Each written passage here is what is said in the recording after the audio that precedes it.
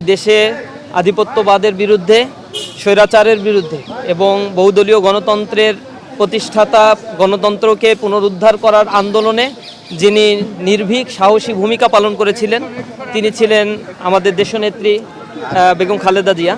আমরা তার রুহের মাগফিরাত কামনা করি, আল্লাহ রাব্বুল আলামিনের কাছে তার জন্য দোয়া করি আল্লাহ রাব্বুল আলামিন যেন তাকে জান্নাতের মেহমান হিসেবে কবুল করে নেন।